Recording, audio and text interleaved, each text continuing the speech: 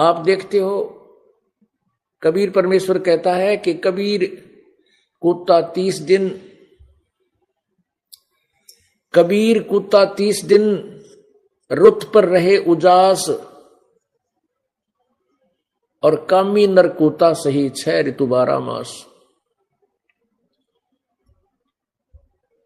अब इसका कारण क्या है कि काल भगवान ने जैसे अन्य प्राणियों में जो संतानों उत्पत्ति, क्योंकि इसको एक और समस्या है इसके सामने, इसको एक श्राप लगा है कि 1.25 लाख डेली उत्पन्न करेगा और 1 लाख आहार करेगा, तो वो 25 लाख जो एक्स्ट्रा जो उत्पन्न करता है उनको ठिकाने लगाने के लिए इसने 84 लाख प्रकार की योनियों बनानी पड़ी और इनमें जीवों को भ्रमित करके अज्ञान बना के रखा।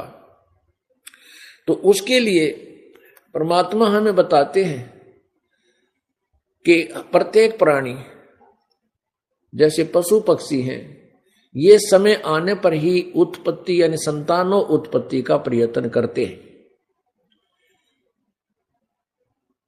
कबीर साहब कहते हैं कबीर कुत्ता 30 दिन रुत पर रहे उजास। कुत्ता जो होता है 30 दिन ही प्रजनन क्रिया के लिए प्रेरित रहता, उसके बाद वो शांत हो जाता 11 महीने। और कहते हैं कामी नर कुत्ता सी 6 ऋतु 12 मास। और पुरुष मनुष्य को बताया है कि ये तो 6 ऋतु 12 मास ही विषय वासनाओं में फंसा रहता है। इसका कारण क्या है? काल ने मनुष्य को पता है कि मनुष्य जीवन में ये सोच सकता है, ये यहां से छुटकारा भी पा सकता है, इसलिए काल भगवान ने इस मनुष्य प्राणी के अंदर 5 विकार इकट्ठे ही फिट कर दिए कि ये आजीवन विषय वासनाओं में फंसा रहे और तेरे जाल से ना निकल सके।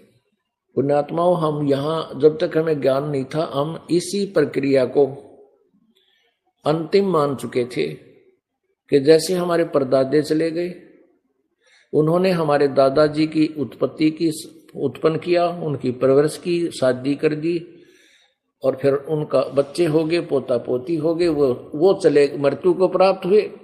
फिर दादाजी से हमारे पिता की उत्पत्ति हुई, उन्होंने हमारे हमारे पिताजी को पाल पोस कर बड़ा किया, शादी की, फिर हमारा जन्म हुआ, फिर हम भी फिर हमारी भी शादी होगी, हम भी अपने बच्चों को ऐसे ही पाल पोस कर बड़ा कर देंगे और फिर हम बेशक मर जावा। हमने इतने ही प्रोसीजर का ज्ञान था।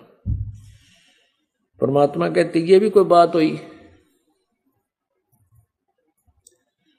यू के सांग होया भाई, दादा कित कहां गया, परदादा कहां गया, और उन जाने वालों को के मिला? आप देख रहे हैं जो बुजुर्ग हो चुके हैं, बूढ़े, बचपन से लगे थे वो अपना माया जोड़ने में, और वो तो सारी उम्र खोदी, धंधा करके, काम करके, और 1-2 कोठी बना दी, मकान बना दिए, 10-20 एकड़ जमीन ले दी या कोई फैक्ट्री ला ली। और जो ही बच्चे बड़े हुए, युवा हुए, उन्होंने सारी संपत्ति पर कब्जा कर लिया। पिताजी के सामने देखते देखते बांट ली अंगेत, लड़ लड़ के खोस ली उस पिता से। अब जिंदगी जीवित, अब इसी जीवन में वो खाली हो लिया, जिसको अपना समझता था वो नहीं रहा उसका। अब परमात्मा कहते हैं ये काया तेरी है नहीं, ये माया कहां से हो, और चरण कमल में ध्यान रख भाई, इन दोनों ने खो।